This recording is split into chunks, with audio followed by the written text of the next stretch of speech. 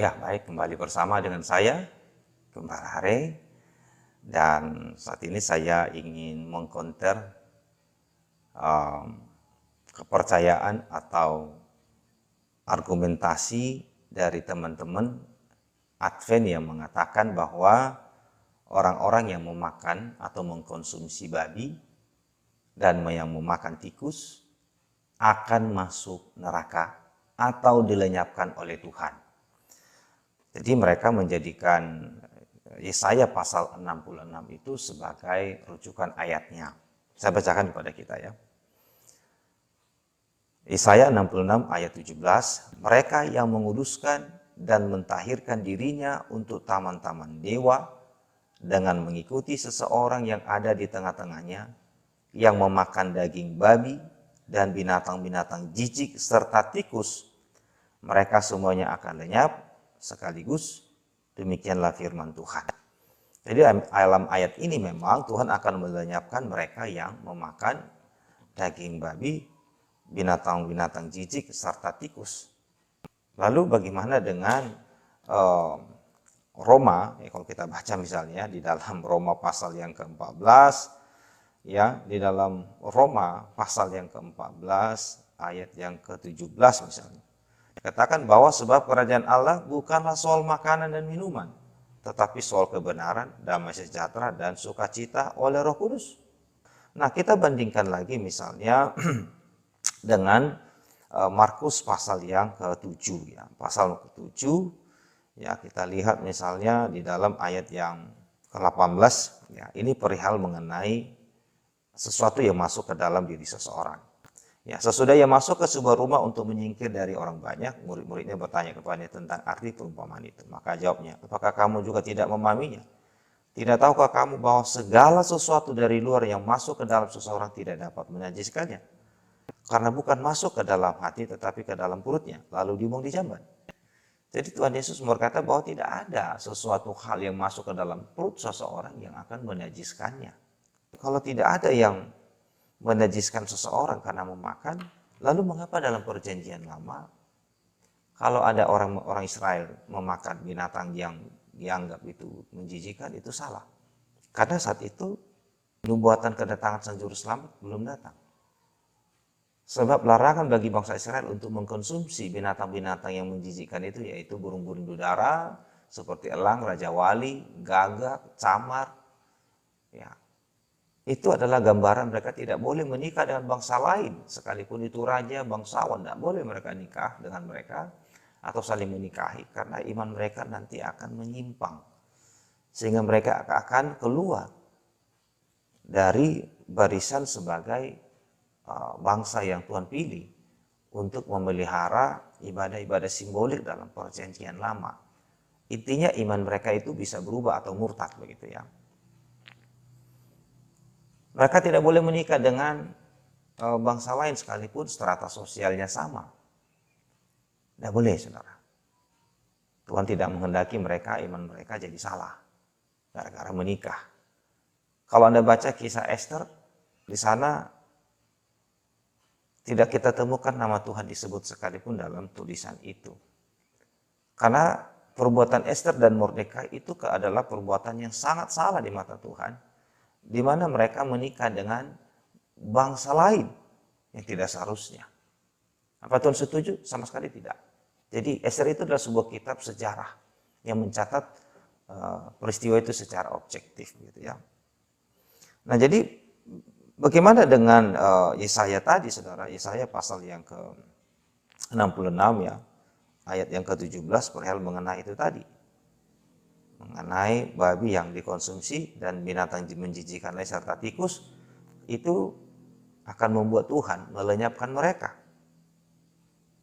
Konteksnya adalah bangsa Israel saat itu masih dipakai Tuhan sebagai pemelihara kebenaran atau sebagai pewarta kabar baik yang telah disampaikan kepada Adam. Kabar baik yang mereka jaga sebetulnya adalah bahwa Sang Juru Selamat itu sudah dijanjikan kepada Adam, dan Sang Juru Selamat itulah yang akan menanggung hukuman anak-anak manusia supaya tidak binasa di neraka. Ya, jadi estafet kebenaran itu dilanjutkan dari Adam kepada Habil, kepada Set, kepada Nuh, kepada Abraham, dan kepada bangsa Israel. Ya. Dan ketika Sang Juru Selamat, yaitu Allah yang menjadi manusia datang, bangsa Israel menolaknya. Maka estafet kebenaran itu dipindah tugaskan kepada gereja hari ini. Ya, itu deh saudara. Itu sejarahnya. Jadi secara estafet pemberita kebenaran itu jelas benang merahnya. Ya, dari Adam ke Habil, ke Set, lalu ke Nuh, lalu ke Abraham, lalu kepada bangsa Israel. Ya, lalu ketika bangsa Israel itu menolak Sang Juru Selamat yang dijanjikan itu, maka estafetnya diberikan kepada gereja. Tentu tidak sembarang gereja. Ya, gereja yang memang semua anggota jemaat itu adalah orang-orang yang sudah lahir baru. Orang-orang yang takluk dan tunduk kepada kebenaran. Tidak sembarang orang juga, gitu ya. Atau tidak sembarang gereja. Karena Anda harus mengerti dan memahami bahwa ketika Tuhan mendirikan gereja, maka iblis juga akan mendirikan gereja. Itulah perumpamaan Tuhan Yesus mengenai lalang dan gandum. Lalang dan gandum itu mirip begitu. Ya, ketika Tuhan Yesus mendirikan gereja, maka iblis juga akan mendirikan gereja. Pakai Alkitab pasti. Tuhan Yesus berkata bahwa penyesat itu akan memakai namanya.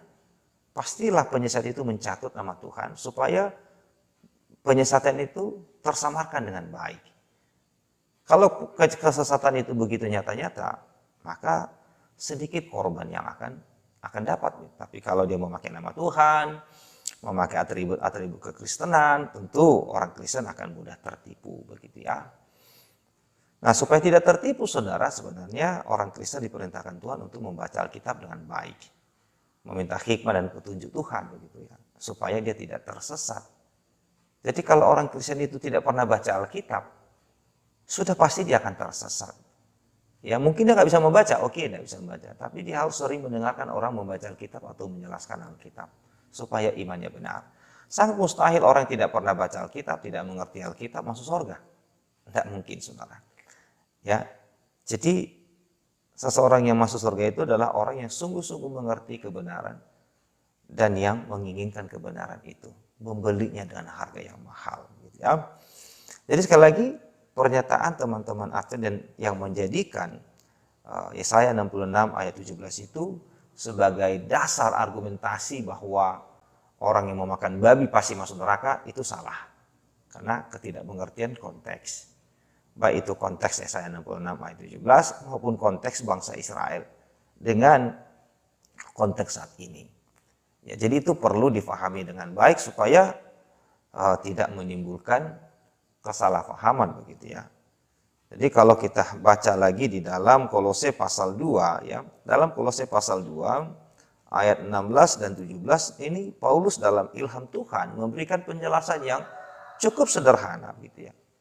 Dan sebenarnya sangat bisa difahami. Kolose 2 ayat 16 17. Karena itu janganlah kamu biarkan orang menghukum kamu mengenai makanan dan minuman atau mengenai hari raya, bulan baru ataupun hari Sabat. Loh, mengapa? Semuanya ini hanyalah bayangan dari apa yang harus datang, sedang wujudnya ialah Kristus. Jadi semua seperti saya katakan tadi itu hanyalah penuntun sampai datangnya Sang Juru Selamat. Seperti domba korban, gambaran pengorbanan Sang Juru Selamat yang akan datang, darah yang tercurah ya, dan mereka diharamkan makan darah, itu adalah gambaran darah Kristus yang akan datang, yang akan tercurah. Terus sunat sebagai tanda perjanjian antara Allah dengan Abraham, bahwa dari keturunan Abraham nanti akan lahir Sang Juru Selamat, begitu ya. Dan makanan-makanan yang dinajiskan itu saudara adalah gambaran supaya mereka tidak boleh menikah dengan bangsa lain demi menjaga kemurnian keturunan dari Abraham sampai tampilnya Juru Selamat, begitu ya. Jadi begitu datang maka ini tidak lagi diberlakukan, otomatis gugur. Itulah sebabnya dikatakan di dalam Alkitab bahwa Lukas 16 ayat 16 bahwa kitab para nabi, ya kitab Taurat, kitab para nabi berlaku sampai tampilnya Yohanes. Yang mana tidak berlaku lagi adalah upacara-upacara simbolik yang menggambarkan kepada Sang Juru Selamat yang akan datang.